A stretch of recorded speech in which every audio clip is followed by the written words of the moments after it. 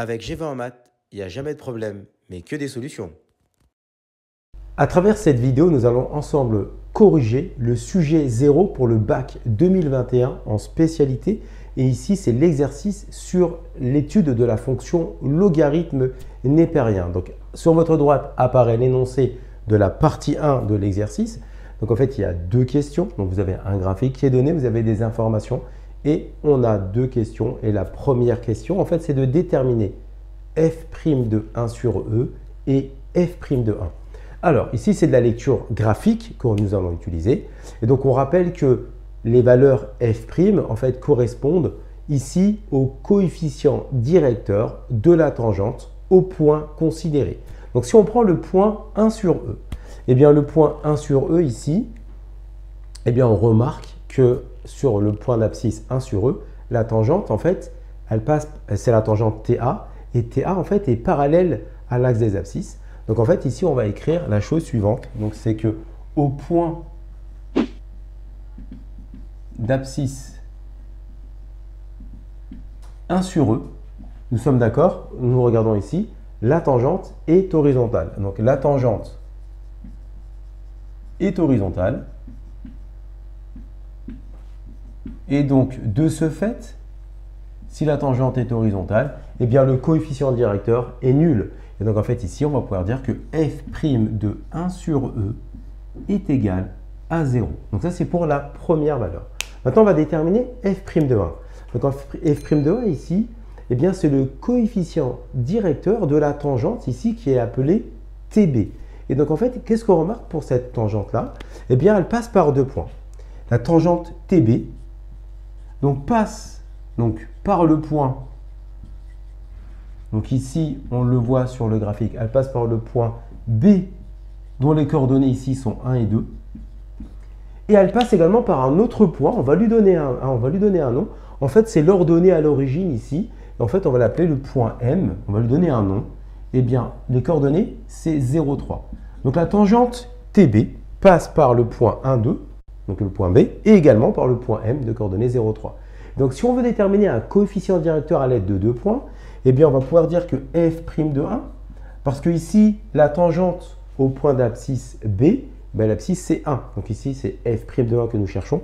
Eh bien, f' de 1 va se calculer en faisant y de B moins y de M, x de B moins x de M. Donc si on applique ici le calcul, tout simplement, parce que nous connaissons les coordonnées B et M, et donc dans ce cas, ça va nous faire YB, donc c'est 2, donc on va faire ici 2, moins 3, donc ici, et ensuite x de b, donc 1, donc x de b 1, moins 0.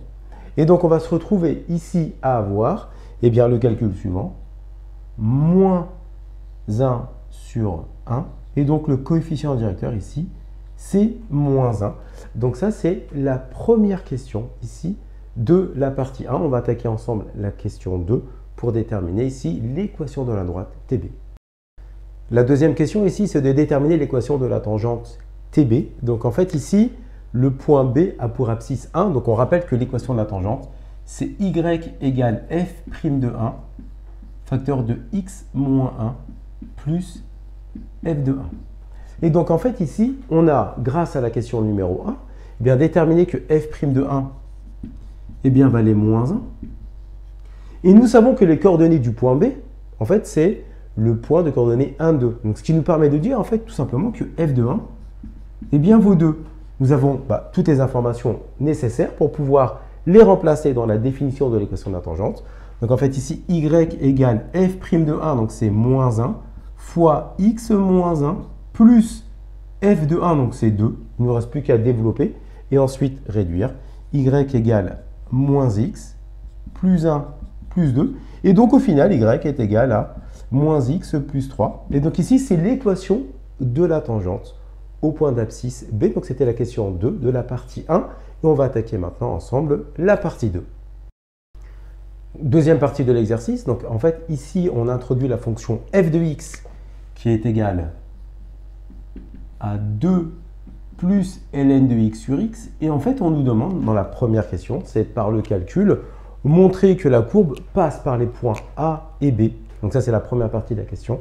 Et ensuite, est de vérifier que la courbe, en fait, coupe une fois l'axe des abscisses. Donc ici, comment on va s'y prendre? On rappelle que le point A, d'accord, les coordonnées sont données dans l'énoncé, donc c'est 1 sur E et E. Donc ça, c'était le début de l'énoncé de la vidéo, hein, d'accord, qui avait ces informations-là. Et le point B, ses coordonnées, c'est 1 et 2. Donc en fait, ici, si on veut vérifier que le point A et le point B, eh bien, appartiennent bien à cette courbe, il suffit simplement de calculer f de 1 sur E et ensuite de calculer f de 1 et de vérifier respectivement que f de 1 sur E va être égal à E et f de 1 va être égal à 2.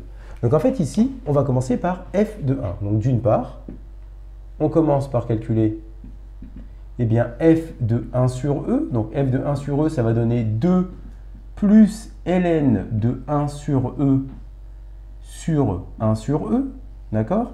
Et là, on va rappeler des règles, tout simplement. C'est que ici, on sait que ln de 1 sur A, eh bien, c'est moins ln de A. D'accord? Et on rappelle également que ln de E va donner 1. Donc ici, dans notre situation, qu'est-ce qui va se passer? Eh bien, on va voir f de 1 sur E qui va être égal à 2 moins ln de E, parce que ln de 1 sur A, c'est moins ln de A. Donc ici, ça nous fait moins ln de E sur 1 sur E. Mais ln de E, ici, c'est 1. Nous venons de le dire ici. Donc f de 1 sur E, eh bien, ça nous fait 2 moins 1 sur 1 sur E. Donc en fait, ça nous donne 1 sur 1 sur E. D'accord? Et on rappelle également que lorsque nous allons avoir eh bien, 1 sur A sur B, ben, en fait, ça revient ici à passer par l'inverse, donc autrement dit par B sur A. Donc en l'occurrence ici, eh bien, f de 1 sur E eh bien, va s'écrire tout simplement E sur 1. Et autrement dit, ça va nous donner E. Et donc on vérifie bien que f de 1 sur E est bien égal à E, donc autrement dit, le point A appartient bien à la courbe CF. On va appliquer le même raisonnement maintenant pour le point B. Donc le même procédé ici pour le point B, donc les coordonnées du point B c'est 1 et 2, donc on va commencer par calculer f de 1. Donc f de 1, eh bien ça nous donne 2 plus ln de 1 sur 1. Et donc là c'est très simple, parce qu'en fait ln de 1, nous savons que c'est 0. Donc ça va nous donner tout simplement f de 1 qui est égal à 2 plus 0 sur 1. Donc enfin, f de 1 est égal à 2. Et donc on se retrouve ici à avoir eh bien, le point B qui est de coordonnées 1, 2 qui appartient bien à la courbe CF.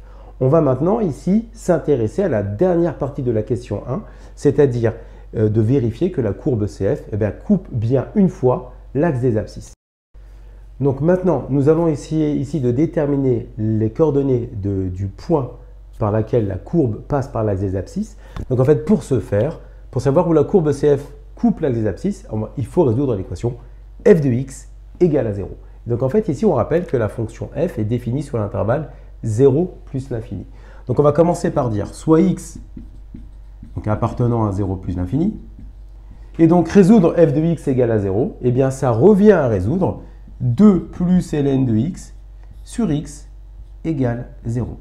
Et donc là, ce qui est très important, c'est qu'en fait, la règle, lorsque vous avez eh bien, a sur b qui est égal à 0, ça signifie que a est nul et b doit être différent de 0. Ça, c'est la règle que l'on doit utiliser. Et donc là, ça tombe bien. Pourquoi? Parce que le a, c'est le numérateur, qui est 2 plus ln de x, mais le x, c'est le dénominateur, c'est b, et b ne doit pas être nul. Et ça tombe bien. Nous travaillons sur 0 plus l'infini. Donc en fait, on va pouvoir appliquer cette propriété parce que le dénominateur ne s'annule pas parce que nous travaillons sur 0 plus l'infini. Donc l'équation 2 plus ln de x sur x est égale à 0 et en fait équivalente à cette propriété, c'est-à-dire que c'est 2 plus ln de x qui est égal à 0 et on a x qui est différent de 0 et ça c'est vérifié avec cette information sur l'ensemble de définition de la fonction f. Donc il ne nous reste plus qu'à résoudre cette équation-là. Donc ça nous fait ln de x égale ici à moins 2. Et donc là, on va rappeler que si nous avons ln d'exponentielle a, va s'écrire a. Donc autrement dit, ici, ça donne quoi? Ça nous donne que eh bien, ln de x va s'écrire ln d'exponentielle moins 2. Donc en fait, ici, pour résoudre ln de x égale ln d'exponentielle moins 2, on applique la propriété, eh bien, on va la mettre ici. Ln de a égale ln de b, eh bien, c'est équivalent à a égale b. Donc en fait, ici, ça veut dire quoi? Ça veut dire que tout simplement, ln de x égale ln d'exponentielle moins 2, ça signifie que x est égal à exponentielle moins 2. Et donc en fait ici nous avons résolu l'équation f de x est égal à 0 et nous avons bien qu'une seule solution. En fait c'est le point d'abscisse, donc le point on va l'appeler I, le point d'intersection par exemple, I dont les coordonnées vont être exponentielle moins 2 et 0. Et donc ça sont les coordonnées du point d'intersection entre la courbe CF et l'axe des abscisses. Et on va passer maintenant à la question 2 de la partie 2, donc les études des limites. Donc dans la deuxième question, ici, on cherche à déterminer dans un premier temps la limite quand x tend vers 0 plus de f de x. Donc en fait ici, ça veut dire que limite quand x tend vers 0 plus de f de x, c'est égal à la limite quand x tend vers 0 plus, donc de 2 plus ln de x sur x. Donc en fait ici, on va regarder rapidement notre expression. Donc en fait ici, vous allez avoir au numérateur moins l'infini, puisque ln de x tend vers moins l'infini. Quand x tend vers 0 plus, ln de x tend vers moins l'infini. Donc vous avez moins l'infini au numérateur. Vous allez avoir ici 0. Donc là, on va retomber sur une forme indéterminée. On va l'écrire différemment. C'est-à-dire qu'en fait ici, eh bien, cette limite-là, nous allons l'écrire de la manière suivante. C'est-à-dire limite quand x tend vers 0 plus de 2 plus ln de x multiplié par 1 sur x. On va l'écrire de cette manière-là. Et donc en fait, pourquoi? Ça va nous permettre en fait de calculer très facilement la limite, parce que dans un premier temps, eh bien, si on fait limite quand x tend vers 0 plus de 2 plus ln de x, donc ça, nous savons que ça fait moins l'infini. D'accord? On va pouvoir écrire maintenant limite quand x tend vers 0 plus de 1 sur x. Donc là, en fait, vous avez un réel sur 0, d'accord? Donc ça va tendre vers l'infini, mais comme le numérateur et le dénominateur sont des valeurs qui sont positives, eh bien, la limite ici va être plus l'infini. Et donc, on va avoir, ici, c'est un produit, donc par produit,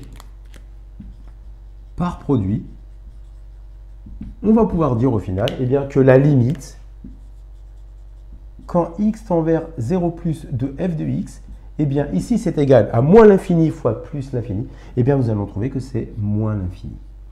Donc ici, c'est la limite. On va aller un peu plus loin, c'est-à-dire, en fait, on va même indiquer ici les asymptotes, même si ce n'est pas demandé. C'est-à-dire, ici, on va rappeler que lorsque vous avez une limite quand x tend vers un réel et que de f de x et ça tend vers un infini, eh bien, ici, nous avons une asymptote verticale d'équation x égale à 0. Donc ça, c'est notre asymptote. Et on le voit bien sur le graphique hein, que l'axe ici des ordonnées va bien être une asymptote verticale à notre courbe. Et donc maintenant, nous allons passer à la deuxième question de la question 2, c'est-à-dire tout simplement la limite en plus l'infini pour la fonction f de x. Donc en fait ici, ça va nous donner limite quand x tend vers plus l'infini de 2 plus ln de x sur x. Donc en fait ici, si on regarde d'un peu plus près la limite, on remarque qu'au numérateur, ça va tendre vers plus l'infini et au dénominateur, ça va tendre vers plus l'infini. Donc nous allons avoir ici une forme indéterminée. Donc pour lever cette forme indéterminée, on va écrire différemment notre expression. Donc c'est-à-dire en fait que je vais plutôt l'écrire comme ça, limite quand x tend vers plus l'infini de 2 sur x plus ln de x sur x. Donc on va décomposer en fait notre expression que nous avions au niveau de notre fonction. Et donc maintenant, on va se retrouver avec deux limites à faire, la limite de 2 sur x et la limite de ln de x sur x. Et donc là, ça va être beaucoup plus simple, parce que si on fait limite quand x tend vers plus l'infini de 2 sur x, donc ici, ça va tendre vers 0, parce que vous avez un réel sur un infini, donc ça va tendre vers 0. Et pour la limite quand x tend vers plus l'infini d'ln de x sur x, eh bien ça tend vers 0, tout simplement pourquoi? Parce que c'est une formule, ce qu'on appelle les croissances comparées. Ici, là, c'est la notion de croissance comparée. Et de manière beaucoup plus précise, dans le cours, vous avez cette formule-là, que je vais mettre ici. Vous avez la limite, quand x tend vers, ici, plus l'infini, d'ln de x sur x puissance n, où n ici est un entier, et bien cette limite-là fait 0, ce qu'on appelle les croissances comparées. Donc en fait, c'est la même formule ici, où le n ici vaudra 1. Donc ça, c'est par croissance comparée, donc ça, c'est une formule du cours. Donc on va l'indiquer ici sur notre feuille, qu'on applique la formule du cours. Et maintenant, il ne reste plus qu'à additionner eh bien, ces deux limites. Et on va pouvoir dire par somme, eh bien, la limite quand x tend vers plus l'infini de f de x est égale à 0. Et donc là, on va quand même rajouter une information. C'est-à-dire qu'en fait, ici, on reconnaît facilement que nous avons une asymptote horizontale. Donc, on va quand même l'écrire pour bien montrer en fait que nous connaissons notre cours. Et donc là, vous avez la limite en plus l'infini de f de x est égal à 0. Et on voit bien sur l'aspect graphique ici que notre courbe en fait se rapproche de plus en plus de l'axe des abscisses lorsque x devient très très grand. Donc ici, nous avons ce que nous appelons une asymptote horizontale d'équation. Et bien ici, ça va être y est égal à 0. Donc ça, c'était la question 2 de cette partie 2. On passe maintenant à la question numéro 3. Troisième question, en fait, c'est de calculer la dérivée de la fonction f. Donc ici, en fait, on nous demande de vérifier que f' de x va s'écrire moins 1 moins ln de x sur x au carré. Donc, on part de la fonction f de x et ici, on reconnaît la forme u sur v. Donc déjà, dans un premier temps, on va simplement commencer par dire que f est dérivable sur 0 plus l'infini. Tout simplement pourquoi? Parce qu'en fait, ici, vous avez un quotient de fonctions dérivables. La fonction x qui est au dénominateur, c'est une fonction polynomiale. Donc les fonctions polynomiales, par définition, sont dérivables sur R. Et donc par restriction, ici, on dit que la fonction elle est dérivable sur 0 plus l'infini. Au numérateur, c'est la définition de la fonction ln de x qui est elle-même dérivable sur 0 plus l'infini. Donc f est bien dérivable sur 0 plus l'infini. C'est très rigoureux en fait de l'écrire sur une copie, sur quel intervalle on souhaite faire ici le calcul de notre dérivée. Donc en l'occurrence ici, c'est 0 plus l'infini. Donc maintenant, on reconnaît que nous avons une écriture sous forme de fraction, donc un u sur v. Donc on va noter que notre u de x, eh bien c'est le numérateur, c'est 2 plus ln de x. Notre v de x, c'est notre dénominateur, c'est x. Et donc on va calculer respectivement leur dérivée. Donc le u' de x, eh bien, va nous donner ici 1 sur x. Et le v' de x va nous donner 1. Et donc il nous suffit tout simplement maintenant d'appliquer la formule. U sur v, donc c'est u'v, donc on va l'écrire ici, hein. On va se le rappeler, u'v moins uv' sur v carré. Donc ça, c'est la formule de la dérivée que nous avons appliquée. Et donc ici, ça va nous donner en l'occurrence f' de x égale, donc notre trait de fraction, u' fois v, donc 1 sur x fois x, moins u fois v', donc moins entre parenthèses 2 plus ln de x fois 1 sur v carré, donc sur x au carré. Et donc f' de x égale, et donc 1 sur x fois x, et bien en fait on va pouvoir simplifier le x au numérateur, le x au dénominateur. Donc ça va nous faire 1, moins ici, et on va pouvoir, donc comme on a fois 1, ça ne va pas changer l'expression ici, donc on va changer le signe à l'intérieur de la parenthèse. Donc ce qui va nous donner moins 2, moins ln de x sur x au carré. Et donc au final, eh bien nous avons bien f' de x qui est égal à 1 moins 2 qui nous fait moins 1, moins 1 moins ln de x sur x au carré. Et donc, on retrouve bien la fonction dérivée qui nous était demandé de vérifier dans la question numéro 3. Et on va pouvoir passer maintenant à la question 4, c'est-à-dire les variations de la fonction f. Nous voulons ici, dans la question numéro 4, dresser le tableau de variation de la fonction f. Donc en fait, ici, on rappelle que la f' de x, c'est moins 1 moins ln de x sur x au carré, que nous avons démontré à la question numéro 3. Donc, on va faire le tableau de variation. Donc ici, on va le dresser dans un premier temps, puis on va le remplir ensemble, bien entendu. Donc, on travaille sur l'intervalle 0 plus l'infini. Nous allons avoir ici le signe de moins 1 moins ln de x. Ici, on va le mettre, c'est le signe du dénominateur, donc signe de x carré. Donc ici, ce sera toujours positif. Et ensuite, on va pouvoir regrouper le signe de f', et enfin, on va pouvoir avoir ici les variations de f. Et donc, en fait, ici, ce que nous allons faire ensemble, eh bien, c'est de déterminer ici quand est-ce que moins 1 moins ln de x s'annule et en même temps, quand est-ce qu'il est soit négatif, soit positif. Et donc, moi, nous avons tendance ici à vous obliger à passer par ce calcul de l'inéquation, c'est-à-dire moins 1 moins ln de x, quand est-ce qu'il est positif ou nul. Cette inéquation, en fait, elle est très intéressante. Pourquoi? Parce qu'elle va me permettre de savoir, 1, quand est-ce qu'il s'annule, et de 2, quand est-ce que l'expression eh bien, est positive à partir de quelle valeur de x. Donc, ça nous fait quoi? Ça nous fait moins ln de x supérieur ou égal à 1, parce que nous avons passé le 1 moins 1 à droite. Nous allons tout multiplier par moins 1. Donc, le fait de multiplier par moins 1, ça va changer le sens de notre inéquation. Donc ça va nous donner ln de x qui est inférieur ou égal à moins 1. Et donc là, on va réutiliser le rappel, c'est-à-dire que ici, rappelons-nous que a est égal à ln d'exponentielle a. Donc c'est-à-dire qu'en fait ici, dans notre situation, ça va nous donner eh bien, ln de x qui est inférieur ou égal à ln d'exponentielle moins 1.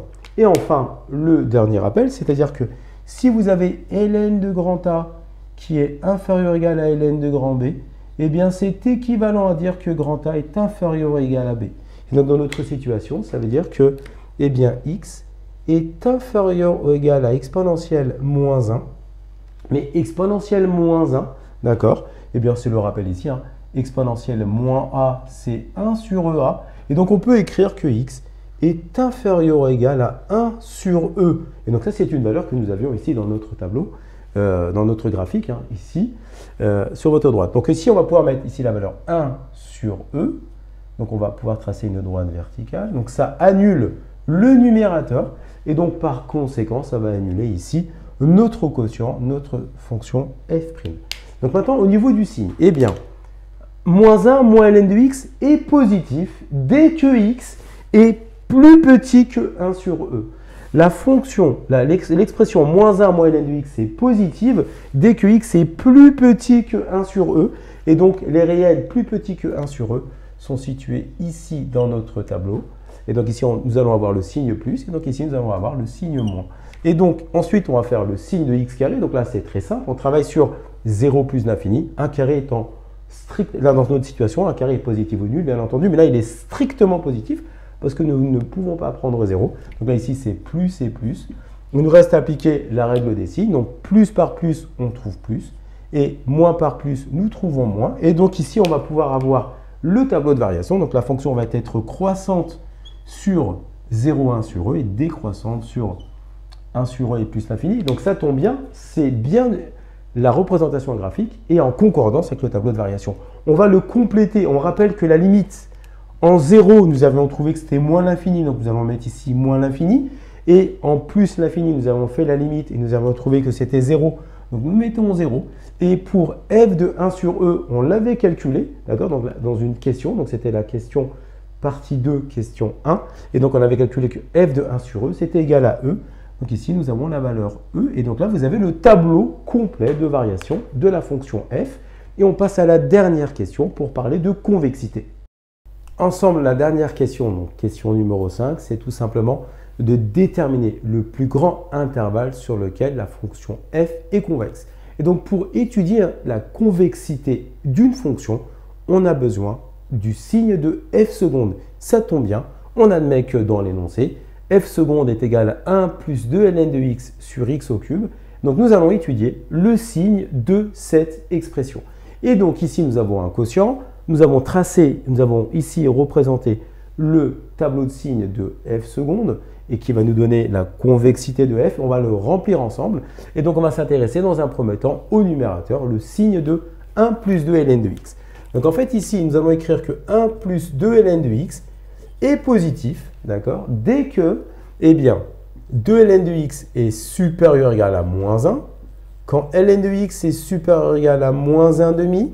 Et donc, ensuite, ici, on rappelle, eh bien, que a est égal à ln d'exponentielle a, d'accord? Donc, ce qui va nous donner ici, eh bien, ln de x supérieur ou égal à ln d'exponentielle moins 1 demi. Et enfin, on va avoir l'information que, eh bien, si vous avez ln de a qui est supérieur ou égal à ln de b, eh bien, c'est équivalent à a supérieur ou égal à b. Donc, ce sont des rappels, hein, je les remets à chaque fois. Donc, ici, ça nous donne x qui est supérieur ou égal à exponentielle moins 1 demi. Et donc, dans notre, ici, tableau, eh bien, on va écrire exponentielle moins 1 demi. On trace un trait. Ça annule le numérateur. Et donc, ça va annuler ici notre quotient.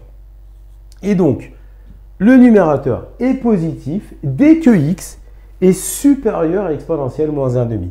Donc, ici, on va avoir plus. Et ici, nous allons avoir moins. Pour le signe de x au cube étant une fonction impaire, eh bien x au cube ici va avoir le même signe que x. Donc comme nous travaillons sur 0 plus l'infini, x est strictement positif. Et dans ce cas, x au cube également est strictement positif. Donc ici, ça nous donne plus et plus. On applique la règle des signes. Moins par plus va nous donner moins. Et plus par plus, ici, va nous donner plus. Et donc, au final, ce qui va se passer, c'est que sur l'intervalle 0 exponentielle moins 1/2, et la fonction, c'est le signe de f seconde, est ici négatif. Et donc, d'après le cours, la fonction f va être concave sur cet intervalle. Et ici, la dérivée seconde est positive, donc la fonction f, la dérivée seconde est positive, donc f va être convexe. Et donc ici, vous allez également avoir, même si ce n'est pas demandé, un point d'inflexion au point d'abscisse exponentielle moins 1/2. Parce que le signe de f seconde change en exponentielle moins 1/2. Sur 0 exponentielle moins 1/2, c'est négatif. Sur exponentielle moins 1/2 plus l'infini, c'est positif. Donc le signe de f seconde change pour la valeur exponentielle moins 1/2. Donc pour x est égal à exponentielle moins 1/2, vous avez ici un point d'inflexion. Et donc pour répondre maintenant à la question sur laquelle déterminer le plus grand intervalle sur lequel la fonction f est convexe, eh bien la fonction f est convexe sur l'intervalle exponentielle moins 1/2 plus l'infini. C'est sur cet intervalle-là que la fonction f est convexe. Et donc ça, c'est l'exercice sujet 0 qui est proposé pour préparer l'épreuve de 2021 pour le bac en spé. Donc sur l'aspect dès ici, l'étude d'une fonction logarithmique. Comme tu as kiffé la vidéo et que tu veux des bonnes notes en maths, alors tu mets un pouce bleu, tu t'abonnes à notre chaîne, tu poses un commentaire, on y répond sans problème. Ensuite, on t'embarque avec nous sur g20enmaths.com, des exercices corrigés, des détails de ouf avec ça. Plus d'excuses pour pas avoir de bonnes notes en maths. Et bien sûr, rendez-vous sur nos réseaux sociaux.